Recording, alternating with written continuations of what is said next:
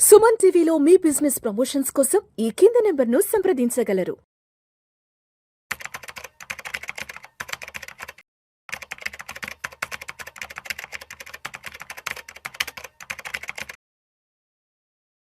మధు గారు నమస్తే సార్. నమస్తే అండి. సో మధు గారు, ఇప్పుడు ఒక ఇన్వెస్ట్మెంట్ గురించి మాట్లాడుకోగానే ఒక రెండు రకాల మాటలు ఫస్ట్ వినిపిస్తాయి.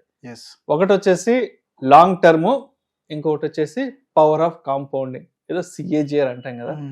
సో అసలు ఈ రెండింటిని ఎలా అర్థం చేసుకోవాలి? ఈ రెండింటిని అర్థం చేసుకోకపోతే మనం కోల్పోయేదేంటి మన పెట్టుబడులు? సార్, పవర్ ఆఫ్ కాంపౌండింగ్ గురించి ప్రతి ఒక్క ఇన్ఫ్లుయెన్సర్ ఈ రోజుల్లో మాట్లాడుతున్నారు.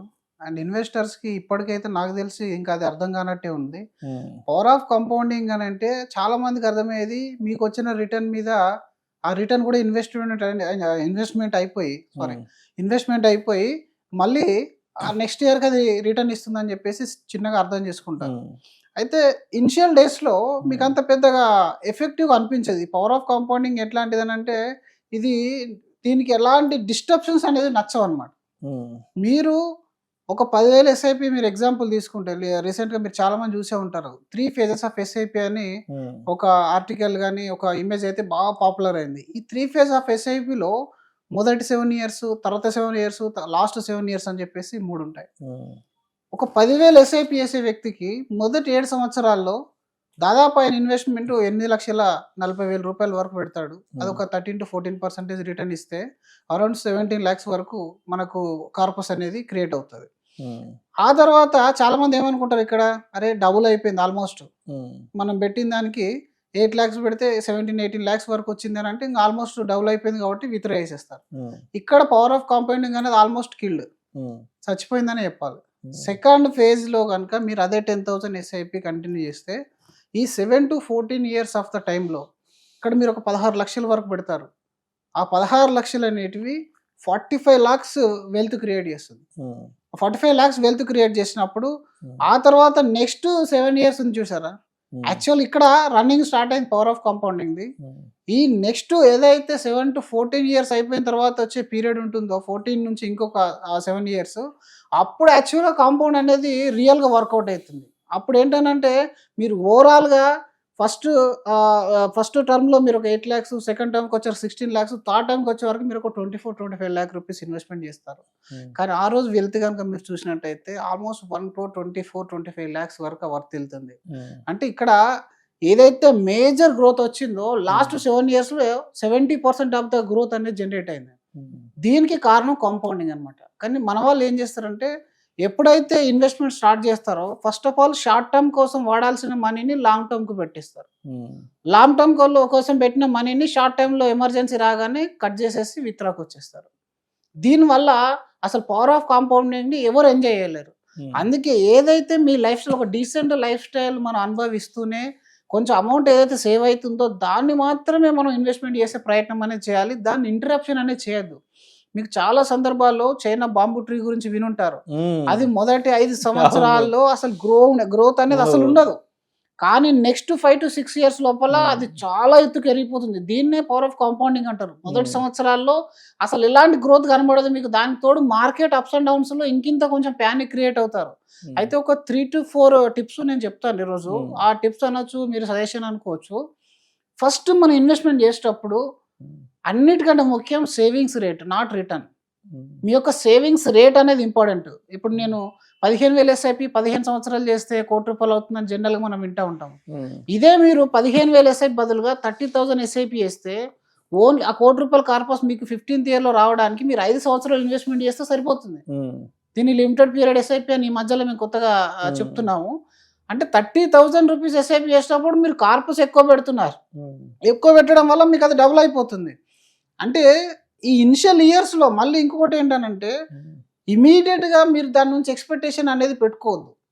ఎందుకంటే దీన్ని ఒక ఫౌండేషన్ లాగా చూడాలి. మన గ్రాడ్యుయేషన్ చదవడానికి స్టెప్ బై స్టెప్స్ ఎలాగైతే మనం up to 10th standard and 12th standard అలా డిఫరెంట్ ఫేజెస్ మనం క్రాస్ చేసుకుంటూ వస్తాము. అప్పుడు ఒక డీసెంట్ మనకు నాలెడ్జ్ అనేది వస్తుంది. అప్పుడు మనం జాబ్కి ఎలిజిబుల్ అవుతాం. సేమ్ ఇదే విషయం మీరు ఇన్వెస్ట్మెంట్లో గమనించాలి.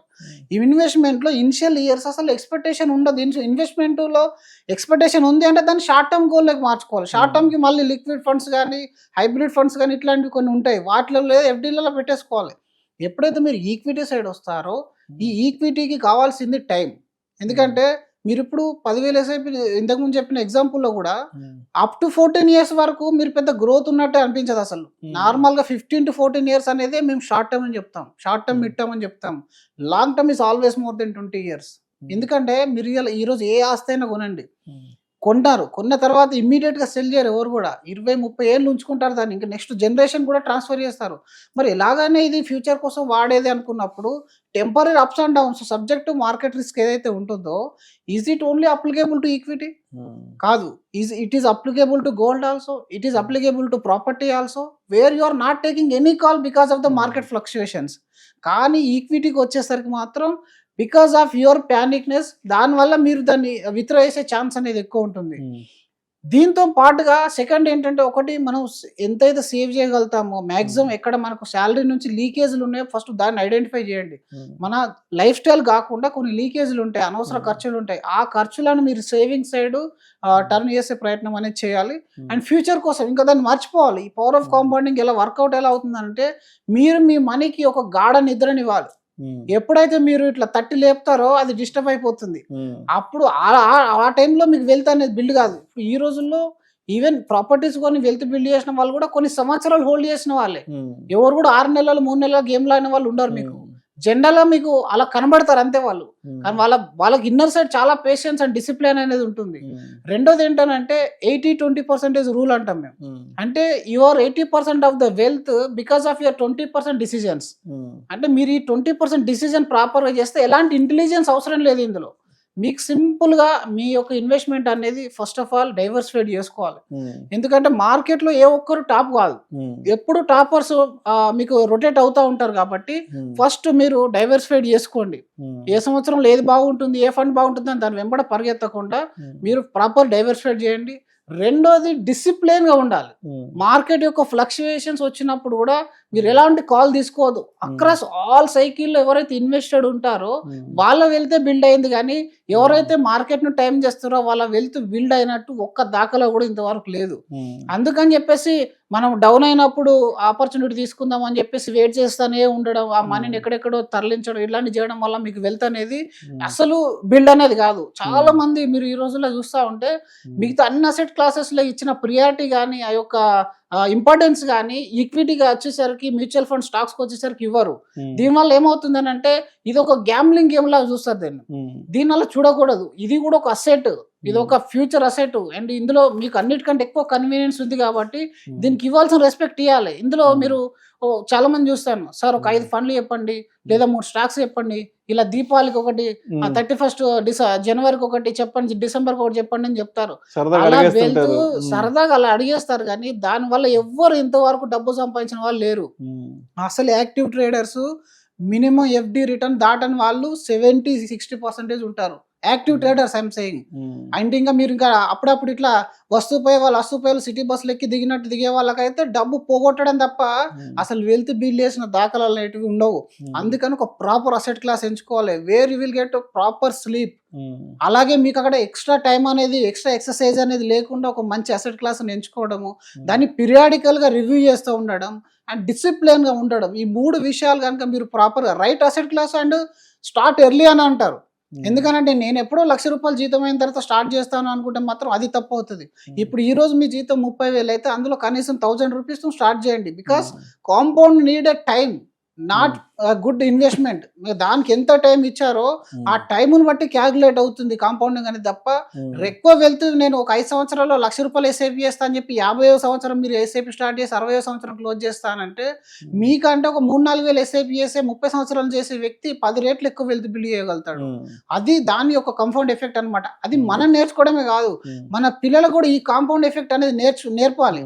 చాలా మందికి అసలు కాంపౌండ్ ఎఫెక్టే కాదు, ఈవెన్ వర్కౌట్ అయ్యే సిఏజిఆర్ కూడా ఒక క్లారిటీ ఉండదు. దాని వల్లనే ఇబ్బంది పడుతూ ఉంటారు. సో కాబట్టి ఎప్పుడైనా సరే మీరు ఎస్ఐపిలో ఈ కాంపౌండ్ ఎఫెక్ట్ ఈ విధంగా ఉంటే లంసంలో మీరు ఇంకో విషయం మనం గమనించాలి. మొదట మీరు ఒక 10 లక్షలు ఇన్వెస్ట్మెంట్ చేస్తారనుకోండి, అది 10 సంవత్సరాల్లో 12% రిటర్న్ ఇస్తే 3 రేట్లు అవుతుంది, అరౌండ్ 30-35 lakhs అవుతుంది. అదే ఇంకొక 10 సంవత్సరాలు కంటిన్యూ చేస్తే, దాన్ని అలాగే కంటిన్యూ చేస్తే ఆల్మోస్ట్ 9 times పెరుగుతుంది. అది ఇంకొక 10 years లో ఆల్మోస్ట్ అంటే 30 years లో 28 times పెరుగుతుంది. అంటే ఆ లాంగ్ టర్మ్ లో ఎన్ని రేట్లు పెరుగుతుందో మీరు చూడండి. ఫస్ట్ ₹1,00,00,000 మీరు 50,000 SIP చేసే వాళ్ళు 8-9 సంవత్సరాలు కష్టపడతారు. అదే 50,000 రూపీస్ SIP మీరు 20-21 years కానీ చేసి చూసారంటే ఆ తర్వాత ఎవ్రీ ఇయర్ 1 crore యాడ్ అవుతుంది పోర్ట్ఫోలియోకి. కానీ ఈ జర్నీ అంత సింపుల్ గా ఉండదు. ఎప్పుడైనా సరే లీనియర్ జర్నీ ఎక్స్పెక్ట్ చేసే వాళ్ళు ఈక్విటీ సైడ్ రావద్దు. ఇది ఏంటంటే అప్స్ అండ్ డౌన్స్ లోనే వెల్త్ అనేది బిల్డ్ అవుతుంది.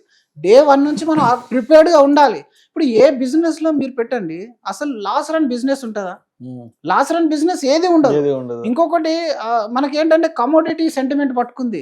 జనరల్ గా ఈ గోల్డ్, సిల్వర్ అండ్ ప్రాపర్టీ వీటిని అసలు మన ఇన్వెస్ట్మెంట్ ప్రొఫైల్లో అసెట్ అలొకేషన్ అంటే చాలా మంది ఏమనుకుంటారంటే మ్యూచువల్ ఫండ్ లోనే ఒకటి స్మాల్, ఒకటి మిడ్ క్యాప్, ఒక స్టాక్ కొనాలి అనుకుంటారు. అది అసెట్ అలొకేషన్ కాదు. మీకున్న ఓవరాల్ నెట్వర్త్ లో గోల్డ్ లో ఎంత ఉంది, ప్రాపర్టీ ఎంత ఉంది, ఈక్విటీలో ఎంత ఉంది, దీన్ని అసెట్ అలొకేషన్ అంటారు. సో కాబట్టి ఈ అసెట్ అలొకేషన్ మీద ఎవరైతే ఫోకస్ చేస్తారో వాళ్ళు రానున్న రోజుల్లో చాలా ఈజీగా లైఫ్ అనేది లీడ్ చేస్తూ ఉంటారు. ఆ తర్వాత ఇది ఇలా మనం డైవర్సిఫై చేసి పెట్టిన తర్వాత ఒక్కొక్కటి ఆ కాంపౌండ్ ఎఫెక్ట్ అనేది ఆఫ్టర్ 20 years కనబడుతుంది. మీరు ఎప్పుడైనా సరే ఈ 6 నెలల 3 నెలల చిట్కాలు వినొద్దు. అలాగే ఇలాంటి ట్రాప్ లో పడదు కూడా. ఎందుకంటే వన్స్ మీకు ఆ గ్రీడినెస్ క్రియేట్ అయిందని అంటే మీ దగ్గర కొత్తది రాంది ఇచ్చిపెట్టండి, మీ దగ్గర ఉన్నది కూడా పోగొట్టుకునే ఛాన్సెస్ అనేది ఎక్కువ ఉంటుంది. ఎప్పుడైతే ఈక్విటీ సైడ్ వస్తున్నారో డెఫినెట్ గా మీరు మోర్ దెన్ 15-20-30 years ఇలా టార్గెట్ పెట్టుకుని వస్తే ఒక లెవెల్ తర్వాత మీకు ఏంటంటే మీకు అర్థమైపోతుంది మీరు అనుభవించేంత ఆస్తి మీ దగ్గర ఉంటుంది. తర్వాత నెక్స్ట్ ఇవ్వాల్సింది జనరేషన్స్కే, నెక్స్ట్ జనరేషన్కి ఇవ్వాలి. ఆ జనరేషన్కి ఇచ్చేది ఎంత కంఫర్టబుల్ ఆస్తి మీరు ఇస్తున్నారు అనే దాన్ని మాత్రం మీరు టార్గెట్ చేసుకుంటే అప్పుడు పవర్ ఆఫ్ కాంపౌండింగ్ అనే మాట మీకు నిజంగా అర్థమవుతుంది. ఆ పవర్ ఆఫ్ కాంపౌండింగ్ అనేది ఏంటంటే మీ డబ్బు మీకోసం కష్టపడుతుంది.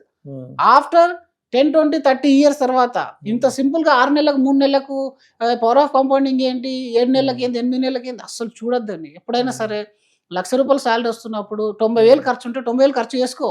కనీసం ఆ 10,000 రూపాయలైనా టచ్ చేయకుండా 30 years హోల్డ్ చేయాలి. 30 years హోల్డ్ చేయాలి. ఎందుకంటే చాలా మంది చెప్పారు ఈ 30 years అనగానే కస్టమర్ పారిపోతాడు, ఎవరు అనుభవిస్తారు అనుకుంటారు. కానీ అలా కాదు. ఎందుకంటే ఇప్పుడు నీకు వచ్చే సాలరీలో నువ్వు ఆల్రెడీ లైఫ్ అనుభవిస్తున్నావు. దానికి కావాల్సినంత అడ్జస్ట్మెంట్లు, దానికి కావాల్సిన ట్రావెలింగ్ ప్లాన్స్, దానికి కావాల్సిన లైవ్లీహుడ్ ఎక్స్పెండిచర్ అంతా కూడా ప్రాపర్ ఉంది. ఏదైతే నువ్వు ఫ్యూచర్ కోసం దాస్తున్నావో అట్లీస్ట్ ప్రాపర్ క్లారిటీతోని అండ్ దాని తర్వాత రివ్యూ చేయించుకోవాలి. రివ్యూ దేన్ని చేయాలి? ఓన్లీ ఫండ్స్ని రివ్యూ చేయద్దు, లైఫ్ స్టైల్ని రివ్యూ చేసుకోవాలి. ఇప్పుడు 10 years బ్యాక్ మన ఎక్స్పెండిచర్ వేరు, మన ఇన్కమ్ వేరు. ఈ రోజు చూసుకోండి మన ఇన్కమ్, మన ఎక్స్పెండిచర్. ఈ రోజు పెరిగిన ఇన్కమ్ కూడా మీకు ఇందులో కూడా కాంపౌండింగ్ చెప్తాను నేను. మీరు లాస్ట్ 8 years లో మీ ఇన్కమ్ ఒకలా ఉండేది, లాస్ట్ 2 years ఒకలా ఉంటుంది. మీరు ఎప్పుడైనా గమనించండి 2-3 years లోపల మీ సాలరీ కొంచెం డ్రాస్టికల్ గా చేంజ్ అవుతూ ఉంటుంది. Because of the skill, because of the experience మీకు అనేది ఆ శాలరీ పెరుగుతున్నప్పుడు సేమ్ ఇదే ప్రిన్సిపల్ ను మీరు ఇన్వెస్ట్మెంట్ లో కూడా అప్లై చేసుకోవాలి. అప్లై చేసుకోవడం వల్ల ఆ కాంపౌండింగ్ అనేది ఎఫెక్ట్ అవుతుంది. ఇప్పుడు చాలా మంది లైఫ్ కోచ్లు కూడా చెప్తా ఉంటారు రిలేషన్షిప్ లో కూడా కాంపౌండింగ్ బాగా వర్కౌట్ అవుతుంది. మీరు ఎక్కువ సార్లు కాల్ చేస్తే వాళ్ళ మీద ట్రస్ట్ పెరుగుతుంది అని చెప్తారు కదా. సేమ్ ఈ రూల్ మీకు ఇన్వెస్ట్మెంట్ లో కూడా అప్లై అయిపోతుంది. మీరు ఎంత బిలీవ్ చేస్తే మళ్ళీ దీని తర్వాత ఒకవేళ మనం బిలీవ్ చేసే సిస్టమ్ కూడా ప్రాపర్ సిస్టమా లేదని మీరు ఆలోచిస్తే 2047 వికసిత్ భారత్ ఏదైతే లక్ష్యాలు గవర్నమెంట్ ఆఫ్ ఇండియా పెట్టుకుందో అలాగే యాంఫీ కూడా కొన్ని లక్ష్యాలు పెట్టుకుంది. ఈ యాంఫీ కూడా ఒకప్పుడు ఇప్పుడు మీరు బయట దేశాల్లో కూడా GDP versus mutual fund equity portfolio చూస్తే వాళ్ళ జీడిపి కంటే ఎన్నో రెట్లు వాళ్ళ యొక్క ఈక్విటీ పోర్షన్ అనేది ఉంది. కానీ మన ఇండియాలో ఇప్పటికి మనం ఈక్వల్ కూడా లేము. ఓన్లీ 18% ఆఫ్ ద ఎక్స్పెక్టేషన్ ఉన్నాము. అది రానున్న రోజుల్లో ఆ జీడిపికి ఈక్వల్ గా మ్యూచువల్ ఫండ్ యొక్క లేదా స్టాక్స్ యొక్క ఓవరాల్ ఈక్విటీ అనేది పెరుగుతూ ఉంటుంది. అంటే రానున్న 10-15 years అనేది ఒక గోల్డెన్ పీరియడ్ అని మనం చెప్పాలి. ఎందుకంటే ఇండియా డెవలప్ అవుతుంది. ఇండియా డెవలప్ అవుతున్నప్పుడు ఐటీ రంగాలు కానీ, ఆటోమొబైల్ రంగంలో కానీ ప్రతి ఒక్క రంగం కానీ గ్రో అవుతూ ఉంటుంది. ఇలా గ్రో అయినప్పుడు ఆ గ్రోత్ తో పాటుగా మీరు అందులో ఉంటే మీరు గ్రో అవుతారు. మీరు ఒక సైడ్, ఇండియా ఒక సైడ్ వెళ్ళింది అనుకోండి, మనకు స్టాక్ ఎంత రిటర్న్ ఇవ్వండి, మ్యూచువల్ ఫండ్ ఎంత రిటర్న్, నేను మాత్రం గోల్డ్ కొని పెట్టుకుంటా, ఆంధ్ర బ్యాంక్ ఎఫ్డి చేస్తా, సారీ అంటే అలా ఎగ్జాంపుల్ తీసుకున్నాను. సో అలా చేస్తానంటే మీరు అక్కడే ఉండిపోతారు, మిగతా వాళ్ళందరూ మిమ్మల్ని క్రాస్ చేసి వెళ్ళిపోతారు. కానీ మిమ్మల్ని ప్యానిక్ అనే చిన్న భయము ఈ వెల్త్ జర్నీ నుంచి దూరం చేస్తుంది. ఆ ప్యానిక్ అనేది మీరు భయపడొద్దు అనుకుంటే మాత్రం పాస్ట్ హిస్టరీ ఆఫ్ సెన్సెక్స్ ఒక్కసారి మీరు గమనించుకోండి. అందరూ గమనించుకుంటే ఏంటంటే అందులో అసలు ఎన్నిసార్లు మార్కెట్ కరెక్షన్స్ వచ్చినాయి, తర్వాత ఎన్నిసార్లు అది గ్రో అయింది. ఎందుకంటే ఒక 2000 పాయింట్లు పడిపోయిందంటే 1,00,000 కోట్ల సంపద ఆవిరి అని చెప్పేసి అవును. న్యూస్ ఛానల్స్ అనేవి ప్రజెంట్ చేస్తూ ఉంటాయి. కానీ మరి అదే 2000 పాయింట్లు పెరిగిన రోజు ఎందుకు చెప్పరు? అంటే ఎక్కడో మిమ్మల్ని ఒక ట్రాప్ చేసే ప్రయత్నం లేదా మిమ్మల్ని ఒక తప్పుదో పట్టించే ప్రయత్నం చేస్తూ ఉంటారు. అది వాళ్ళ బిజినెస్ అయి ఉండొచ్చు. దాన్ని మనం ఏ విధంగా తీసుకోవాలి? మనకు కూడా బ్రెయిన్ ఉంది కాబట్టి మనం ఆలోచించాలి. అంటే ఒక 10 ఏళ్ళు 20 ఏళ్ల కిందట మన బ్యాంకింగ్ వ్యవస్థ ఎలా ఉండే, ఐటీ వ్యవస్థ ఎలా ఉండే, ఇప్పుడు ఎలా ఉంది? రానున్న రోజుల్లో స్కోప్ పెరుగుతుందా తగ్గుతుందా? India is a young country. Young people ఇండియాలో ఉన్నప్పుడు young people will earn more and will spend more. వాళ్ళు స్పెండ్ చేశారంటే ఎండ్ ఆఫ్ ద డే ఏదో ఒక కార్పొరేట్ కంపెనీ ఒక ప్రోడక్ట్ కొనడం జరుగుతుంది. అది ఎలక్ట్రానిక్ కావచ్చు, ఐటీ సర్వీస్ కావచ్చు, ఏదైనా కావచ్చు. దానివల్ల వాళ్ళ యొక్క రెవెన్యూ పెరిగి, ఆ రెవెన్యూ పెరిగిందంటే ఎండ్ ఆఫ్ ద డే మన మనీ ఎక్కడ ఉన్నట్టు? ఇండియాలో ఉన్న టాప్ 1000 కంపెనీస్ లోనే కదా మీరు పెట్టేది. సో ఆ కంపెనీస్ గ్రో అవుతున్నప్పుడు డెఫినెట్ మీరు గ్రో అవుతారు. అంతేగాని మీరు ఒక పర్టికులర్ ఏదో ఒక సిటీలో ఒక కోనలో మీరు చేసే ఇన్వెస్ట్మెంట్ ఏదైతే ఉంటుందో దానికి ఉండే డిమాండ్ కంటే ఇండియా ఒక జీడిపికి కార్పొరేట్ ఎర్నింగ్ ఉండే డిమాండ్ అనేది ఎక్కువ ఉంటుంది. డెఫినెట్ గా అక్కడ పీపుల్ విల్ వర్క్ అండ్ అక్కడ మళ్ళీ ప్రొఫెషనల్ చేతిలో ఉంటుంది. కాబట్టి ఇదంతా కూడా ఆలోచించుకున్న తర్వాత ఒక ప్రాపర్ డిసిజన్ తీసుకోవాలి. ప్రతి ఒక్కరు ఇప్పుడున్న రోజుల్లో మాట్లాడే గోల్డ్ ఇవంతా కూడా ఫ్యూచర్లో ఏ ఫంక్షన్ జరిగినా ఈక్విటీ పోర్ట్ఫోలియోస్ మాట్లాడే రోజులు అనేవి వస్తాయి. ఆ రోజు నాటికి మీ దగ్గర ఒక డీసెంట్ పోర్ట్ఫోలియో ఉండాలంటే ఈ రోజు నుంచే ఒక ప్రాపర్ డిసిజన్ అనేది ప్రతి ఒక్కరు తీసుకోవాలి. మీకు ఎక్కడ కంఫర్ట్ ఉంటే అక్కడ, మీకు ఎంత కంఫర్ట్ ఉంటే అంత, దాంతో ఎట్లీస్ట్ స్టార్ట్ చేసి you need to participate in that game. అలా మీరు ప్లాన్ చేసుకోవాలి. Yes, definitely diversification and compound return అనేది మీ పోర్ట్ఫోలియోకి చాలా చాలా ఇంపార్టెంట్ విషయాలు. అండ్ అది మీరు ఇంకా 1-to-1 కూర్చొని అర్థం చేసుకుంటే చాలా బాగా అర్థమైపోతుంది. మనం ఈ 10 minutes వీడియోలో దాని గురించి కూడా పెద్దగా చెప్పలేము. Right sir, thank you sir, thank you so much Madhu గారు.